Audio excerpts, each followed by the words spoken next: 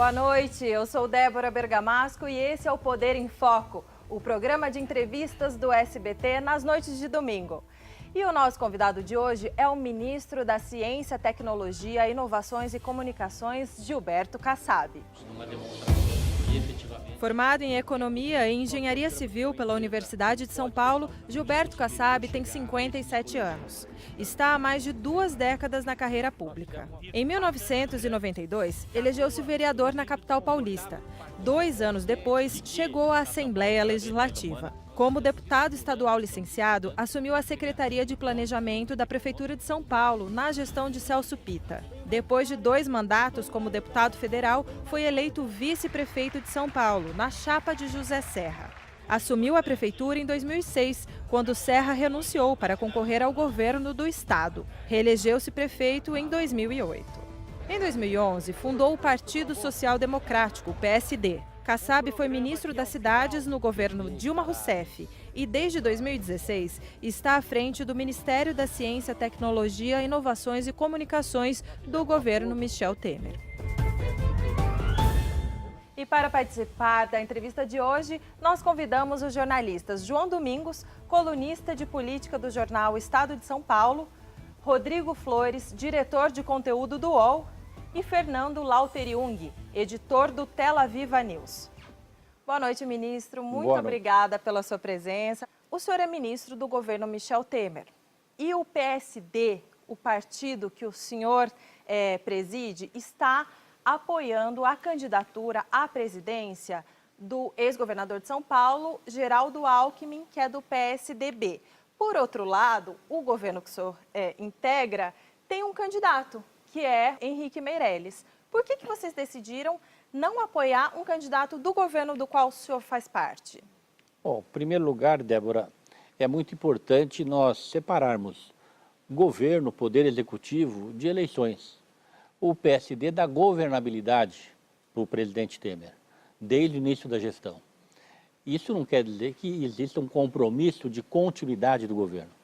Há alguns meses atrás, uma ampla maioria do PSD, incluindo eu mesmo e a maior parte da bancada federal, entendeu que o melhor caminho para o Brasil era o caminho do equilíbrio, da experiência, da renovação em Brasília, mas uma renovação não com gente jovem, uma renovação com quem tem experiência. E entendíamos que o melhor caminho para o Brasil era a candidatura do Geraldo Alckmin, que prevaleceu essa opinião da maioria. Hoje o partido formalmente apoia a candidatura de Geraldo Alckmin e nós entendemos cada vez mais que é o melhor caminho para o Brasil. Uma pessoa que tem experiência, mas que chega em Brasília pela primeira vez no Poder Executivo, trazendo o saudável vento da renovação. Porque, pelas características que o senhor descreveu, experiência, não necessariamente tão jovem, é muito parecido com o currículo do Henrique Meirelles, que é ex-ministro da Fazenda, né? Foi do Banco Central do governo do PT. A minha dúvida é, o governo que o senhor integra não é um bom governo? A relação do Henrique Meirelles com o PSD é a melhor possível. Ele é fundador do PSD.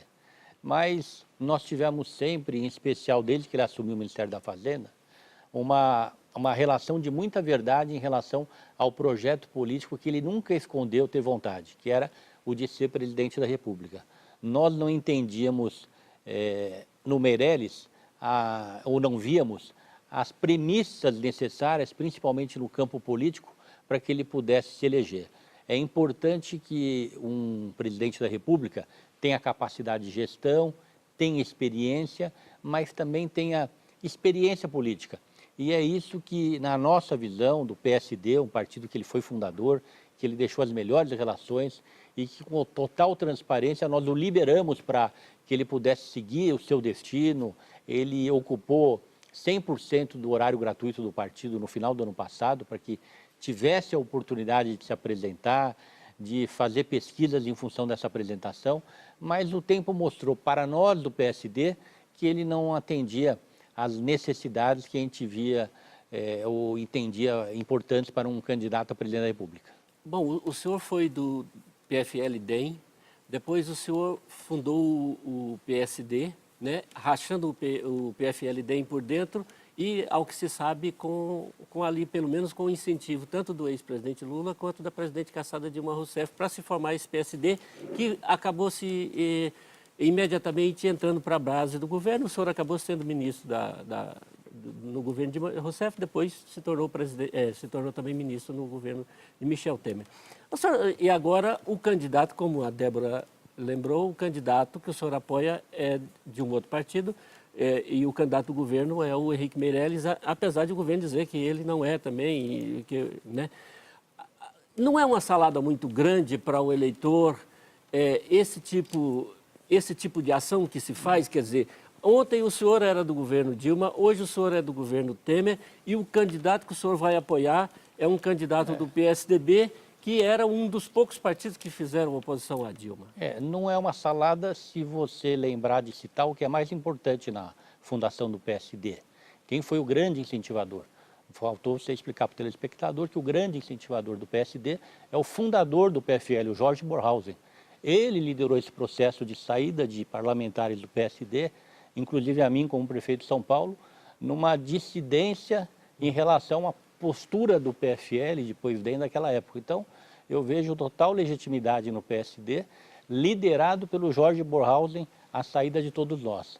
Em relação à presidente Dilma, o que nós tivemos foi uma aliança tática, tivemos sim, sem nos entregarmos, sem de maneira alguma abrir mão de nossos princípios, e participamos do governo e saímos do governo, não é?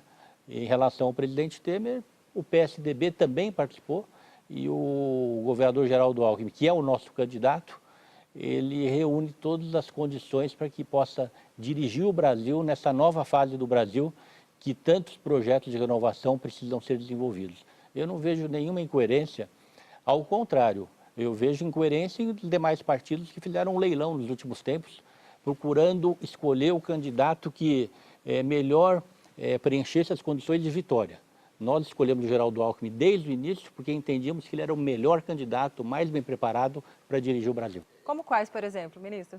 Não, todos. Porque o Centrão fez esse movimento agora, né? Mais recente. Eu não quero fulanizar, porque quando você fala partidos, você fala alguns dirigentes, outros não é? Todos nós sabemos do Brasil que você tem diversos partidos e dentro desses partidos diversos dirigentes que têm essa posição. Vamos apoiar quem vai ganhar, porque nós não queremos perder o nosso espaço. O PSD, o João Domingos sabe disso, que cobre muito bem a política no Brasil, há vários meses se posicionou com clareza que nós íamos apoiar o Geraldo Alckmin, porque era o melhor candidato. Só complemento, o Centrão não é bem-vindo, então, a essa coligação que o PSD já participava? Muito bem-vindo, né? Muito bem-vindo. E todos trabalharam, em especial o candidato Geraldo Alckmin, o nosso candidato, para que ele se incorporasse a essa aliança. Muito bem-vindo.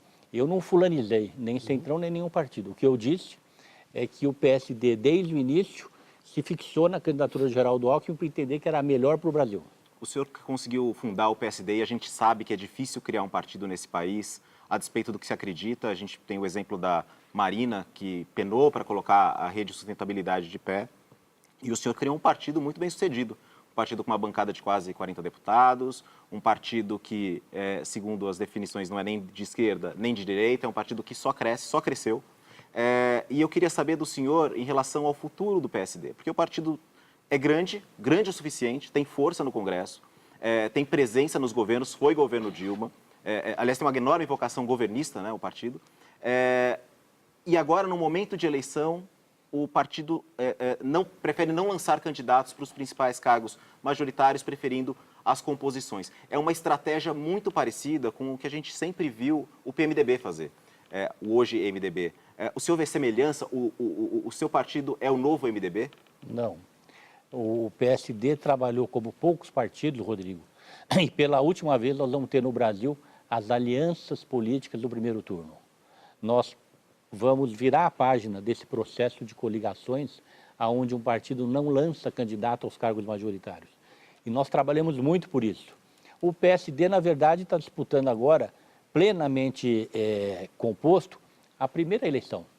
2014 foi uma eleição onde nós não estávamos nem articulados ainda a nível municipal, as nossas chapas de deputado estadual, deputado federal, eram muito mal organizadas por conta de ser um início da vida partidária, mas agora não, pela primeira vez estamos disputando com chapa de candidatos a deputado federal, deputado estadual no país inteiro e nos preparando para ter candidatura própria a prefeito em todas as cidades do Brasil, a governador em 2022, num processo que teve o apoio decisivo do PSD, em especial no Senado, para ser aprovado e eliminar essa, e você tem toda a razão, excrescência do sistema partidário brasileiro, que é a possibilidade de coligação no primeiro turno.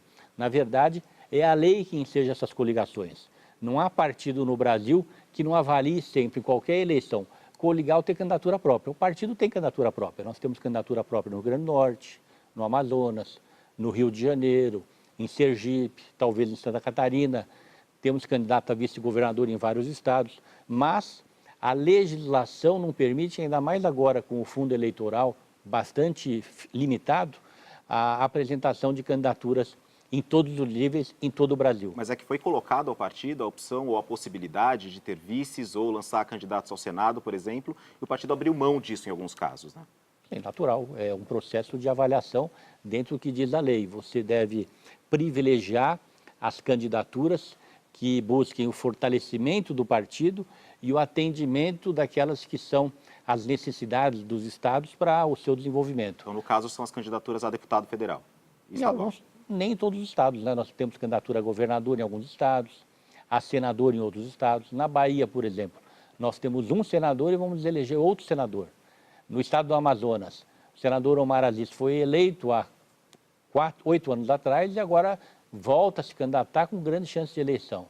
O deputado Índio da Costa, no Rio de Janeiro, teve uma boa participação nas eleições da cidade do Rio de Janeiro, teve quase 10% dos votos nos primeiros dias de existência do PSD e agora se apresenta como candidato a governador. Então, não há partido no Brasil que esteja com candidatura própria em todos os estados. Vamos pegar o PSDB.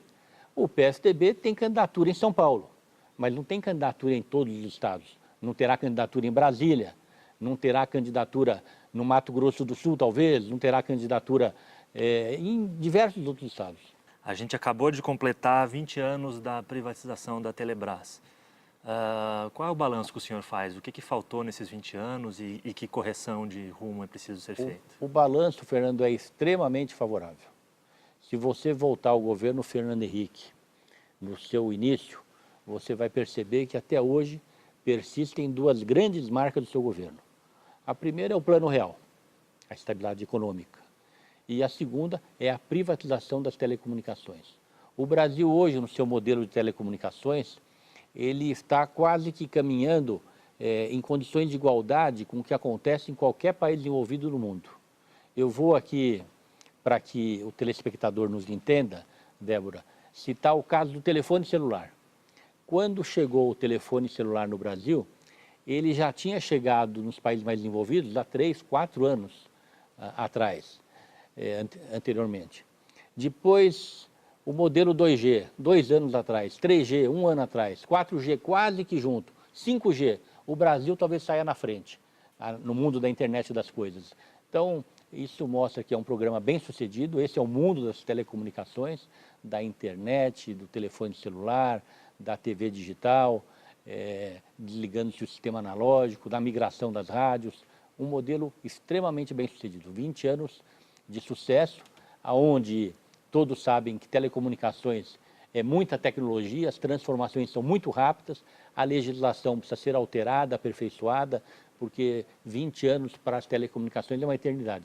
E isso está sendo feito gradualmente. Certamente o senhor aposta que o Geraldo Alckmin vai para o segundo turno.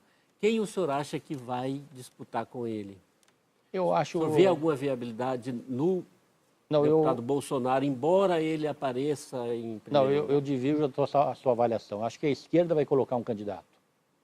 E vai ser ou o candidato do PT ou o Ciro Gomes, se o PT abrir mão em algum momento da sua candidatura e apoiar o Ciro. Acho que a esquerda ela vai fazer de 20% a 25% dos votos e vai colocar um candidato. E a segunda vaga vai ser ou o Bolsonaro ou o Geraldo Alckmin. Eu acredito que a tendência da candidatura do Bolsonaro é de queda, ele vai ter pouco tempo para se apresentar. Isso é bom ou é ruim para ele? Eu acho que isso é ruim, porque um candidato precisa se apresentar.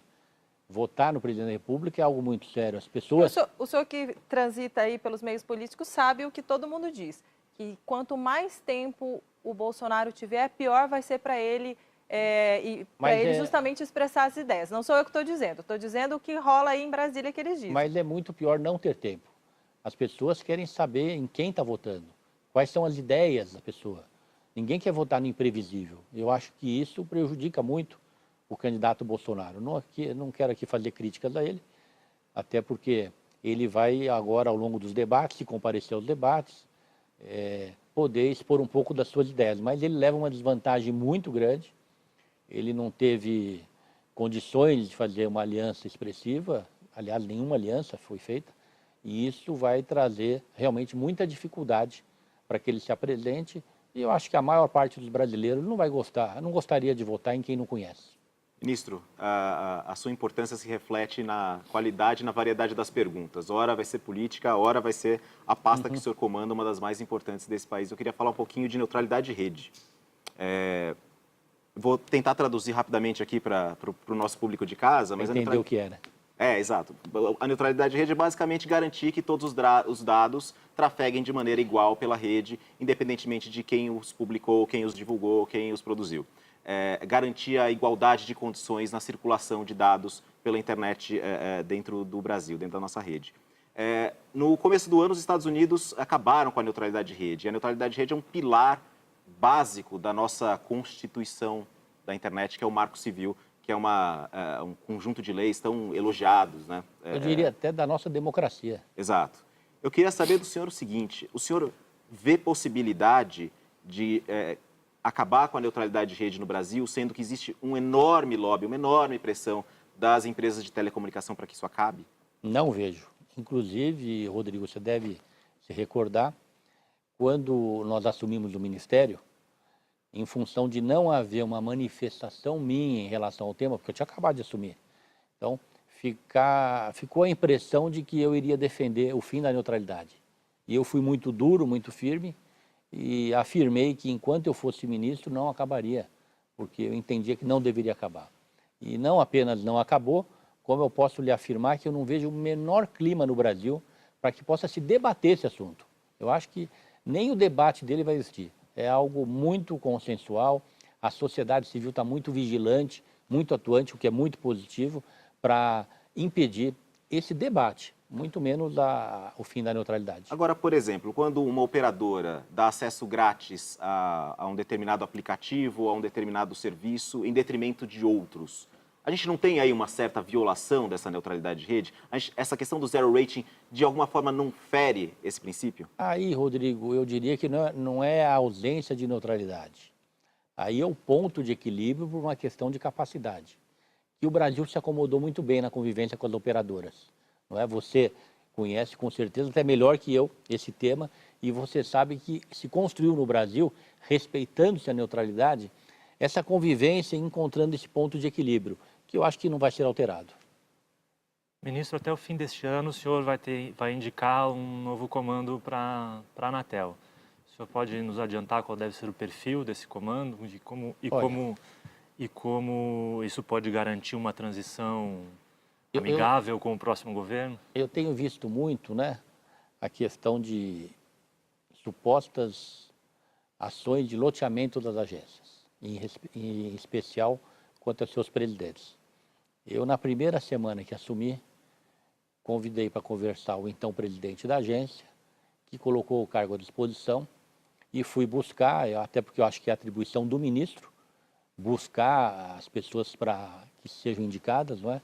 E fui buscar uma pessoa experiente, até num momento de turbulência do Brasil, queda de um governo, início de outro, que foi o Juarez Quadros, ex-ministro, uma pessoa muito qualificada, muito experiente, e que tem conseguido desenvolver um extraordinário trabalho, com muita credibilidade, com respeito de toda a comunidade do setor, e cujo mandato se encerra em novembro. Portanto, se alguém perguntar a minha opinião, e você está perguntando, eu não vou debater esse assunto com ninguém antes de termos um presidente eleito. Porque, primeiro, quem faz o encaminhamento para o Senado é o presidente da República. E terá um presidente eleito e muito possivelmente um governo de transição. Eu acho totalmente inadequado. Primeira questão de presidente não está em jogo, porque o presidente pode ser mudado a qualquer momento. O que vai acontecer é o vencimento do mandato do Juarez. E o encaminhamento do seu substituto será feito em novembro, porque o mandato dele vence em novembro. Eu não acho adequado, e não vou, evidentemente, advertir ninguém se quiser discutir o tema, mas eu não me sinto confortável de debater o tema que não seja num futuro governo de transição, porque nós teremos já um presidente eleito. Ministro, o senhor falou em loteamento, me fez lembrar de um assunto, presidencialismo de coalizão. Queria saber, o senhor acha que, porque o presidencialismo de coalizão, ele acabou sendo um tormento para os últimos presidentes.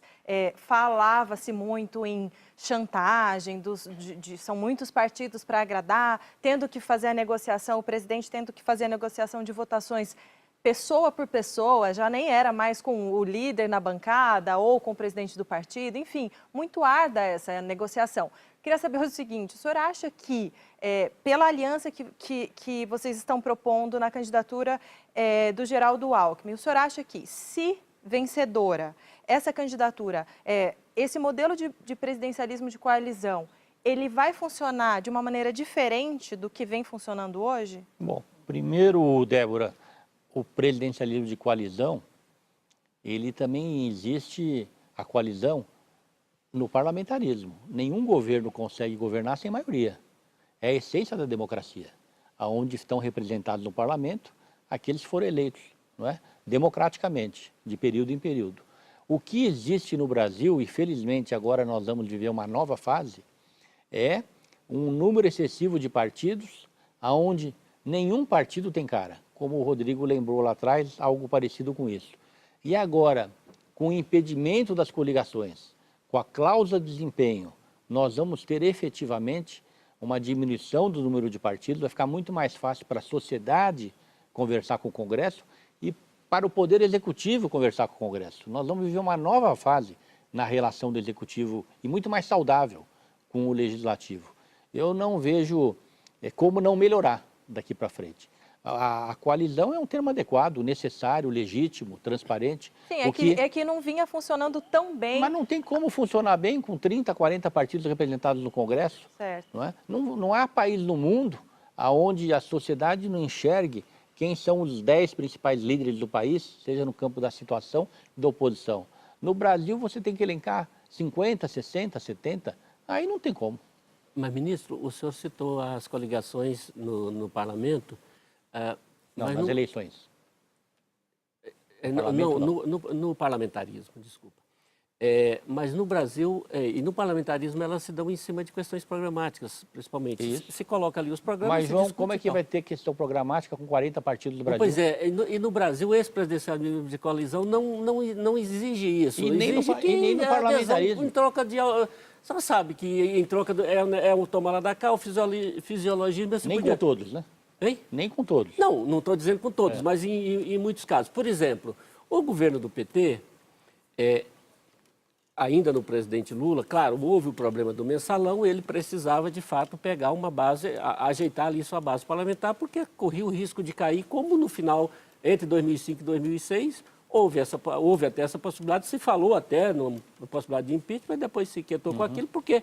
As articulações ocorreram... Você falou não, quase aconteceu. Pois é, quase, então o senhor está dizendo quase aconteceu, o senhor estava ali vendo isso e tal.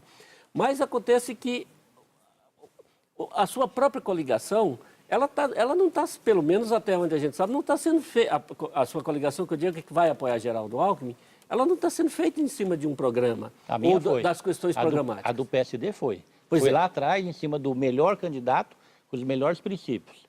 Teve algumas que não foram. Foram feitas com candidatos que ficaram avaliando para ver quem ia ganhar a eleição. Então, eu concordo com você. Infelizmente, eu concordo com você. Mas não foi assim a coligação, o apoio do PSD. E eu volto só à questão ainda do governo do presidente Lula, do governo do PT, em que logo o PP, o Partido Progressista, do Paulo Maluf, entrou no governo do Lula. Quer dizer, não há nenhuma identificação programática ou ideológica entre eles. Ali foi uma questão. Depois se usou essa mesma coligação para se eleger o Fernando Haddad aqui em São Paulo e tal. Mas ali se percebeu muito, ou talvez uma das maiores exposições de como é que se faz essas coligações são feitas, são esses Você tem casos. toda a razão. A indignação da sociedade com o mundo político, os partidos, é por conta da excrescência que existe no sistema político brasileiro, que é a coligação nas eleições. Nas eleições, cada partido tem que apresentar os seus candidatos com as suas propostas para que o eleitor possa votar naquilo que ele vê com mais identidade. O segundo turno que é para fazer depois das coalizões, que agora, felizmente, nós vamos começar a ter no Brasil. Ministro, o senhor é o homem por trás da candidatura do Geraldo Alckmin. O senhor é uma figura importante e está junto com o Geraldo desde o começo. E o senhor acaba de dizer que a negociação toda do PSD com a candidatura do PSDB foi baseada em um programa, né, em princípios, em valores, em propostas. Eu queria saber quais propostas são essas, o que é que o PSD exige do futuro eventual presidente Geraldo Alckmin, e eu queria saber o posicionamento, por exemplo, em questões controvertidas e polêmicas, ou pelo menos polêmicas, se não controvertidas, por exemplo, a reforma da Previdência que parou. Somos a favor da reforma da Previdência. O Geraldo Alckmin é a favor. Com clareza, o PSDB e o Geraldo Alckmin defendeu a reforma da Previdência. O PSD também defende, eu defendo, e nós vamos trabalhar para que ela aconteça, porque ela é fundamental para o Brasil. É evidente, Rodrigo, que é muito mais confortável aqueles que não pensam no futuro do país dizer que não é necessário agora, porque ela contraria, infelizmente, direitos que foram adquiridos ao longo dos anos. Mas esses direitos vão desaparecer porque o Brasil vai quebrar. Eu vou dar o exemplo, nós temos lá no nosso ministério os Correios, que é uma empresa, uma das mais estimadas pelos brasileiros e uma empresa centenária. Os Correios, quando nós assumimos, estava quebrado, literalmente quebrado. Nós tivemos um enfrentamento muito difícil com os funcionários, mas muito honesto, muito transparente. Colocamos com clareza, olha, no curtíssimo prazo, os Correios vão ser privatizados se nós não modificarmos o plano de saúde dos trabalhadores, aonde praticamente 92%, se eu não me engano, dos custos do plano de saúde eram arcados pela empresa. Não eram nada compartilhados com os trabalhadores.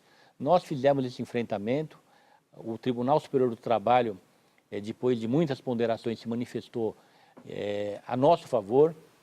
Encontramos Correios com um déficit de 2,7 bilhões. Nós chegamos nos últimos meses no seu balanço com um saldo de 700 milhões favoráveis. E isso com enfrentamento, como deve ser feita a questão da reforma da Previdência. Eu tenho certeza absoluta que essa será uma das principais e necessárias ações do início do futuro governo. E quais outros pontos foram endereçados nessa discussão programática com o PSDB? Que outras medidas o PSD colocou como necessárias para essa coligação? Olha, é evidente que as abordagens sempre são concentradas mais no campo da economia. A questão da taxa de juros, não é? A questão da inflação, a questão das empresas estatais para que a gente possa reduzi-las ao máximo, reservando para o Estado aquelas que são extremamente necessárias, o funcionalismo, seu enxugamento. Enxugar não significa pagar mal, ao contrário, pagar bem os servidores que precisam existir e uma série de outras abordagens que foram feitas. Estamos construindo, junto com o candidato Geraldo Alckmin, o seu plano de governo, que ainda não está pronto. É evidente que é um plano de governo, um conjunto de diretrizes. Isso tudo está muito adiantado e tem acontecido nos últimos 6 meses. Não é de agora, de uma semana para cá. Ministro, a gente está na fase final aí do processo de digitalização da TV no Brasil, pelo menos da fase que está proposta, né? Até o fim desse ano a gente deve ter 1.500 cidades digitalizadas. TV digital, né? A TV digital. Uhum. 1.500 cidades, mas existe Só, ainda... Débora, para o telespectador entender, são cidades onde não tem nenhum televisor que tem aquela imagem velha, analógica. Todas as imagens, 100% delas são digitais, onde a transformação, em especial para aquele que é mais humilde, ela foi feita gratuitamente, com um conversor doado pelo governo federal, e com isso a pessoa, utilizando esse conversor, naquele mesmo televisor, ela passa a ter uma imagem digital. Existe um amplo território ainda a ser digitalizado, além dessas 1.500 cidades, e não tem um plano para isso. Como é que faz para digitalizar essa? Mas haverá um plano, né? Você tem uma primeira etapa. Essa primeira etapa, ela atinge a população que mora nos grandes centros urbanos. Ela está sendo muito bem sucedida, se encerrando em pouco tempo. nós vamos ter um residual de recursos disponibilizado que vai ser utilizado nessa ampliação, nessa segunda etapa.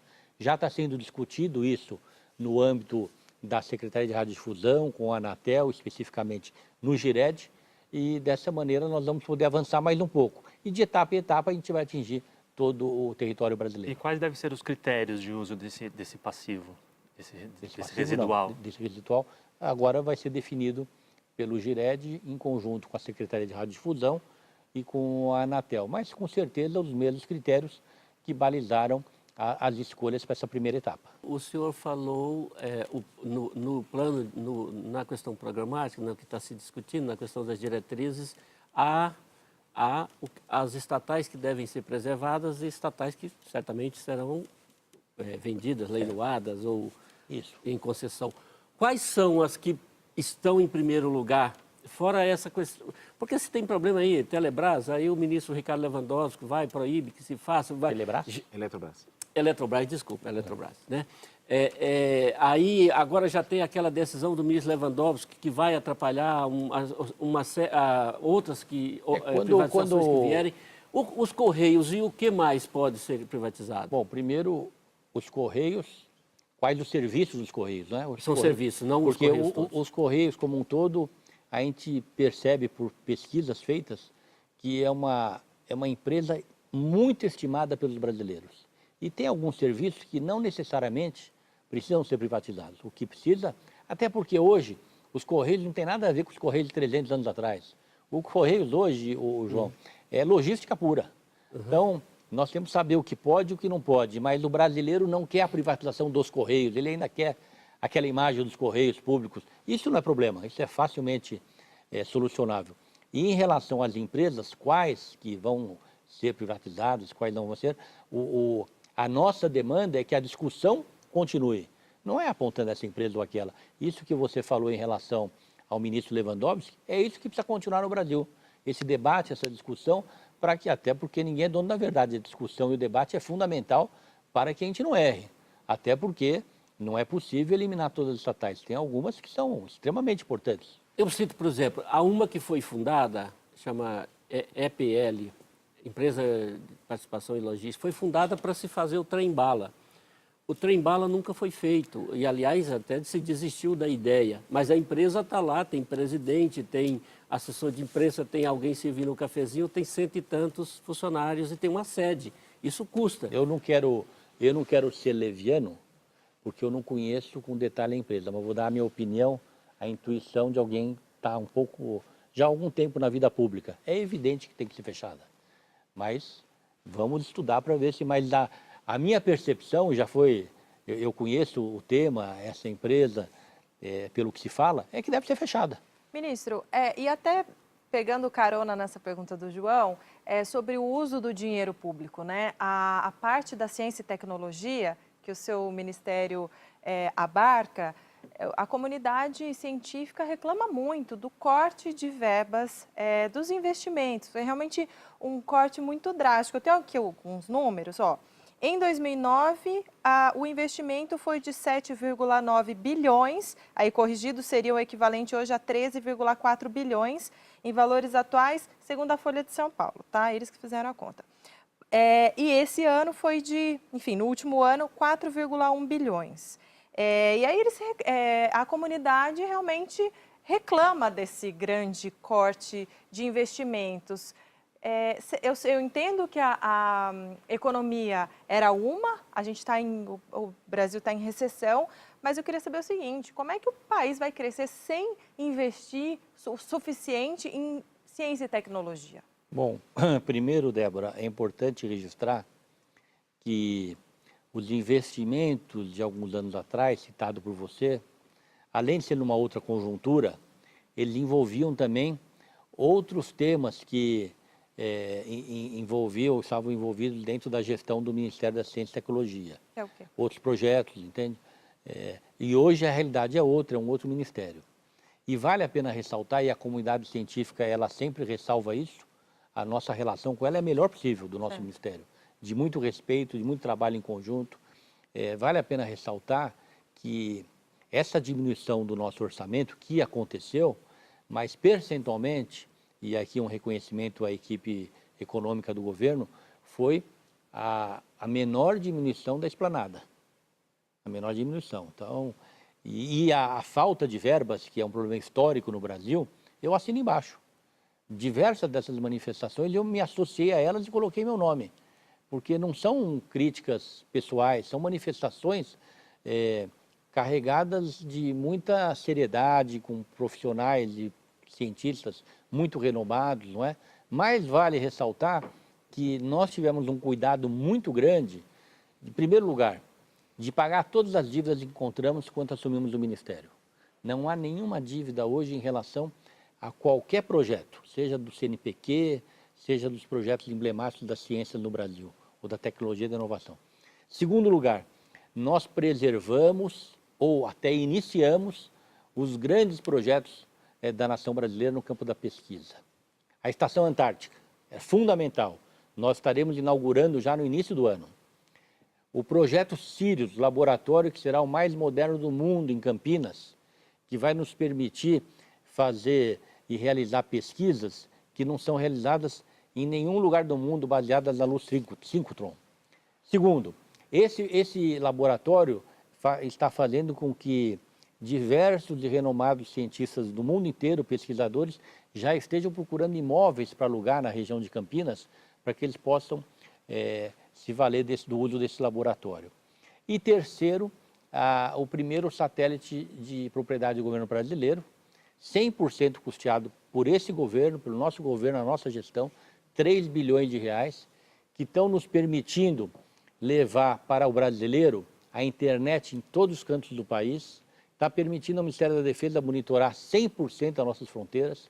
Isso vai significar a melhoria no enfrentamento do crime organizado, do contrabando, está nos permitindo levar a banda larga a todas as escolas públicas brasileiras, banda larga a todos os equipamentos públicos de saúde e as regiões que não são atendidas por internet, melhorando sensivelmente o agronegócio no Brasil, porque a agricultura de precisão vai chegar a todos os cantos do território brasileiro.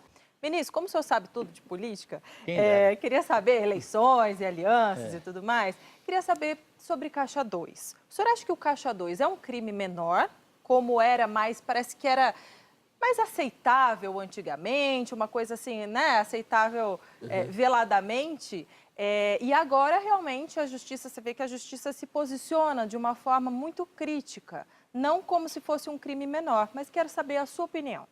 Era ilegal, não era? Então é um crime, ponto. O senhor foi citado em alguns casos por delatores como beneficiário de, sei lá, tem um caso de 1 milhão, um caso de 5 milhões, são vários assim e tal, e o senhor acabou sendo investigado. Isso, né, isso não constrange, por exemplo, o político? João, eu estou na vida pública já há muito tempo. Já não sou mais tão jovem, mas ainda tenho muito tempo pela frente. Na minha cidade, a cidade de São Paulo, onde eu nasci, fiz 2 faculdades de engenharia de economia na USP, depois fui para a vida pública e em São Paulo fui vereador, fui secretário, vice-prefeito, prefeito 2 vezes. Depois em Brasília fui 2 vezes ministro, 2 vezes deputado federal, fui também deputado estadual. Em todos os cargos que eu ocupei, eu tive o maior respeito pelos órgãos de investigação. Ministério Público, as polícias, maior respeito pelo Poder Judiciário. É inerente à vida pública. Na medida em que vêm suposições, vêm denúncias, e nós que estamos na vida pública, temos que aprender a conviver. E eu estou muito tranquilo com a minha consciência. Até hoje, todas as ações que eu fiz, em todos os lugares que eu passei, não há nada que macule a minha imagem. Eu convivo bem e tenho certeza absoluta que tudo que eu fiz na minha vida foi baseado nos princípios da legalidade, da moralidade, da seriedade. E eu acho que vem denúncia, tem que apurar. Eu estou tranquilo com a minha consciência. Ministro, tem uma questão específica que recentemente a Justiça de São Paulo homologou o acordo entre a Odebrecht, o Ministério Público de São Paulo e a Prefeitura de São Paulo. A empreiteira Odebrecht vai ressarcir 21,7 milhões aos cofres públicos municipais por vantagens indevidas entre 2004 e 2012, época também que o senhor era prefeito. A Prefeitura concedeu vantagens indevidas para a Odebrecht? Não, tanto é que se você ler por completo essa denúncia, ela diz que a Odebrecht afirmou que não teve nenhum envolvimento com a Prefeitura na minha gestão e não teve nunca, em nenhum momento, nenhuma conversa, nenhuma contrapartida, até porque ela não teve vínculo com a minha gestão. Esse dinheiro teria sido usado, segundo a denúncia, para a fundação do PSD. Não, aí é uma denúncia de cartel. É. É uma denúncia de cartel que não diz respeito à nossa gestão. Tá, mas esse ressarcimento, então, não tem nada a ver com a sua época na prefeitura?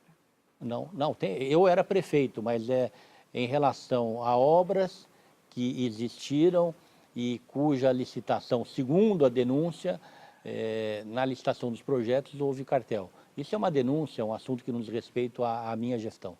Ministro, falamos aqui de Geraldo Alckmin, falamos de PSD, falamos de uma série de assuntos. Eu queria falar de Gilberto Kassab. O que é que a gente pode esperar quando eu estiver ali naquele espaço indevassável da urna eletrônica? Em que momento eu vou encontrar o seu rosto ali na urna como possível candidato? Rodrigo, como eu disse agora há pouco, apesar de ser razoavelmente jovem do que é a vida pública em termos de experiência, eu já ocupei quase todos os cargos no nosso país, em especial no estado de São Paulo. Eu não tenho nenhuma obstinação para nenhum cargo. Eu gosto da vida pública, quero continuar na vida pública. Caso surjam circunstâncias dentro do partido para eu disputar algum cargo, vou disputar. Caso não surjam, como nesse ano, vou apoiar. E caso, evidentemente, nas eleições desse ano, eu já defini o meu candidato a presidente, é o Geraldo Alckmin, meu candidato a governador é o João Dória. E, portanto... O senhor não será candidato a nada? Não, até estou impedido juridicamente por ter continuado à frente do Ministério. Antes da proibição, né, o senhor teria que sair, no caso, se quisesse ser candidato, falou que o senhor poderia ser candidato a governador, a vice-presidente, a tudo, a senador, havia até lá essa falava-se vaga de muito, mas eu Kassab e sempre tal. disse que eu não seria. Mas por que o senhor não quis? Não é que eu não quis, eu não via circunstâncias. Para presidente da República, eu não via circunstância para o meu partido ter candidato. Um partido que eu entendo ainda verde para lançar uma candidatura a presidente da República. Falou-se até que o senhor trabalhou ali contra a candidatura do Meirelles. Eu sei que o senhor acabou de elogiar o Meirelles aqui mais cedo na entrevista. Eu admiro o Meirelles, meu amigo pessoal, fundador do PSD. Só saiu do partido porque o partido foi muito honesto com ele.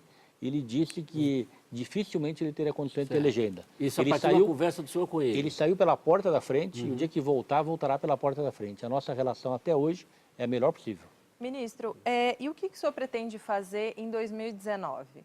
2019? Puxa vida, daqui pensei a que você pouco, fosse perguntar ministro. semana que vem. Não, Tá 2019 quase lá. é quase semana que vem. Olha, eu quero continuar a vida pública. E não tenho a menor preocupação se em determinado cargo, posição, que eu gosto da vida pública. E eu aprendi que na vida pública, as circunstâncias que ditam o seu destino. Tá certo. Fernando. Ministro, recentemente o coordenador da campanha do PT, o ex-prefeito Fernando Haddad, disse que falta uma regulação para a radiodifusão no Brasil. O senhor chegou a cogitar passar parte do acompanhamento do setor para a Anatel em algum momento. Isso é algo que foi apontado em quase todos os últimos governos, do FHC, do Lula, da Dilma. Qual é a sua opinião sobre isso? Precisa de uma regulação da mídia? É necessária? Olha, primeiro, Fernando, eu precisava de gestão. E nos últimos 12 anos, a gestão do Ministério foi catastrófica. Nós encontramos, parado na diretoria, na Secretaria de Radiodifusão, mais de 80 mil processos. Hoje, com medidas que implantaram a desburocratização, a agilidade da tramitação dos projetos, contratando bons quadros dentro da Secretaria, nós conseguimos reduzir em milhares de projetos que acabaram tendo já o seu encaminhamento, a sua aprovação ou até o seu arquivamento. Em relação às atribuições da Anatel ou da Secretaria, as atribuições sempre são da Secretaria, sempre são do Ministério, porque são políticas públicas. Você pode avaliar em determinados momentos aquilo que você pode transferir ou não mediante portaria do Ministério, mas no momento não se especula, não se trabalha com nenhuma mudança. Tá certo. Ministro, vocês decidiram, né? O senhor fala que o Geraldo Alckmin é o melhor candidato e que depois, enfim, sem nomear, mas um ou outro partido pode ter feito a escolha de Geraldo Alckmin porque é o candidato que vai ganhar, que tem mais chance de ganhar. Mas ele está, por enquanto, nas pesquisas, com 6%, mais ou menos, na maioria dos cenários, com 6% das intenções de voto.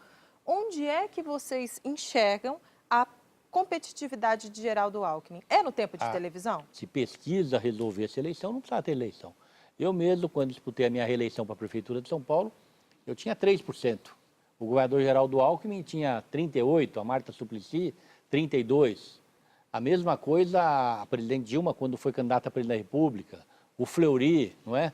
O próprio Geraldo Alckmin, quando disputou uma eleição para governador, o Mário Covas, o Fernando Henrique diziam que ele não se elegeria nem deputado federal contra o então candidato Lula na sua primeira eleição e ganhou no primeiro turno, não é? Então, a avaliação, ela não é em cima de pesquisa quantitativa também, mas preponderantemente a avaliação é política, pelas circunstâncias, pela intuição do que vai acontecer, pelos fatos políticos que podem acontecer, pelas alianças, não é? Pelos resultados de algumas ações que ainda não aconteceram, irão acontecer. E tudo leva a crer, nessas circunstâncias das últimas semanas, que a candidatura de Geraldo Alckmin se tornou extremamente competitiva. O quão importante vai ser o tempo de televisão nessa eleição? É extremamente importante. Além da capacidade do governador, do candidato, da inteligência, da formação, o tempo de televisão é fundamental porque dá a oportunidade para o candidato se apresentar, debater, fazer o contraponto das críticas que ele recebe às suas propostas, não é? E o Geraldo Alckmin terá um tempo muito expressivo. Então, isso é um ponto muito positivo, sim. Ministro, a presidente do Supremo Tribunal Federal, Carmen Lúcia, autorizou nos últimos dias a retomada do programa Internet para Todos. Rapidamente, o que é o Internet para Todos e como é que você vê essa decisão? Foi uma decisão muito importante. Nós tivemos em Manaus uma liminar concedida por uma juíza. Nós poderíamos ir ao Judiciário do Amazonas e tentar caçar liminar. Mas entendíamos que era mais fácil levar para o Supremo Tribunal Federal. Na medida que ele se manifestasse, nós teríamos impedimento de outras liminares em qualquer outra jurisdição brasileira, permitindo o início do programa que, com simplicidade para falar, Débora, é o seguinte, é internet para todos mesmo. Colocar a internet em todas as escolas públicas do Brasil, sejam elas do município, do estado, da União, em todos os equipamentos de saúde, em todas as áreas rurais, comunidades indígenas, um programa que vai beneficiar 53 milhões de brasileiros. Mas o que dá tempo de fazer até 31 de dezembro de 2018? Há muita coisa, porque o mais difícil foi comprar um satélite, estacionar o satélite na órbita e agora iniciar sua operação. A partir de agora é levar as antenas para essas localidades. Ministro, a gente ainda tem aí um passivo de 30 milhões de domicílios que não têm acesso à internet no Brasil. Como é que a gente faz para chegar a esses domicílios? Quer dizer, as operadoras têm as suas obrigações, mas elas também estão carregadas aí com quase 45% de tributação. Bom, primeiro, elas têm as suas obrigações e cumprem com elas. Em relação a essas outras localidades, elas não têm essa obrigação. E o programa Internet para Todos vai levar a internet a esses 30 milhões de domicílios. Tem um prazo que o senhor poderia colocar? Não, mas eu acredito que, iniciando-se a operação na sua plenitude, em 2 anos nós vamos ter avançado muito. 2 anos, certo. Ministro, dizem que os dados pessoais é o novo petróleo, né? É importantíssimo, né? E essa é a discussão quente no momento. Eu queria saber a opinião do senhor, quem deveria cuidar dos nossos dados, quem deveria responder por isso, quem deveria fazer a gestão disso, porque fala-se que deveria ser uma entidade, como o CGI faz para a internet, outros dizem que deveria ser uma agência como a Anatel, por exemplo. Isso hoje está com o Ministério da Justiça. Eu queria a sua opinião. Há quem diga que deveria ser o Ministério das Comunicações, então eu gostaria de saber do senhor quem que deveria ser, na sua opinião, responsável por isso. Eu estou muito à vontade porque não é em causa própria, se tivesse alguma acusação que é em causa própria, que seja em causa própria. Eu acredito que deve ser feita a gestão por uma agência vinculada ao MCT, que é o Ministério da Ciência, Tecnologia, Inovações e Comunicações, porque é mais adequado, acho que mais eficiente e é uma discussão que vai perdurar por algum tempo. Acho que essa lei aprovada foi muito importante. Caso necessite um aperfeiçoamento, o governo não deve vetar, apenas vetar-se imediatamente ele enviar para o Congresso uma medida provisória para que nós não tenhamos nenhuma solução de continuidade nesse avanço que foi a aprovação da lei. Mas, ministro, no caso das agências, a gente sempre vê uma presença muito grande das empresas. No caso da Anatel, por exemplo, as telcos são muito fortes lá dentro. Não há um risco, quando a gente fala de proteção de dados, criar uma agência? Não, pode ser qualquer outro modelo de instituição, entidade, você falou do CGI. Em princípio, a agência que você cita, a Anatel, é natural que as empresas tenham uma convivência muito grande, porque são muito poucas empresas, estamos falando de uma dezena de empresas. No caso específico, não, seria algo muito mais plural, com muito mais capilaridade em todo o nosso país, seja por segmento econômico, seja por faixa social, é algo um pouco diferente. Ministro, o senhor acha que uma eleição presidencial sem Lula na disputa é legítima? Olha, ele está inelegível. Ele estando inelegível, é legítimo. E como é que o senhor acha que fica? Queria saber a sua opinião, assim, se ele indicar realmente um candidato do PT, seja Jacques Wagner ou Fernando Haddad, e Ciro, quem teria mais chance na sua avaliação política? Olha, é inegável que... Já que o senhor disse que... É inegável que o presidente Lula... Já que o senhor disse que a pesquisa eleitoral não é equivocada. Bom, primeiro, o que eu disse é que se o presidente Lula está inelegível, não vai participar. Lei é lei, para todos. Segundo, agora, voltando a ele tem uma liderança inegável. As próprias pesquisas do momento indicam isso, não é? E uma legitimidade para dar o seu apoio. Eu acho que o apoio do presidente Lula vai levar, sim, o candidato apoiado por ele ao segundo turno. Eu acredito que a esquerda no Brasil... Mas se rachar, ficar Ciro e o candidato do Lula? Eu acho que não vai rachar. Aí é uma avaliação política. Eu acho que no final do primeiro turno vai prevalecer o voto útil para um lado ou para o outro, para levar um dos dois para o segundo turno. Tá certo. Infelizmente, a gente tem que encerrar. Ministro, muito obrigada pela sua presença. Meus colegas, muito obrigada por terem vindo, enriquecido esse debate. E você de casa, obrigada pela audiência. Poder em Foco volta no próximo domingo, depois do programa Silvio Santos. Eu espero você. Boa noite e uma ótima semana.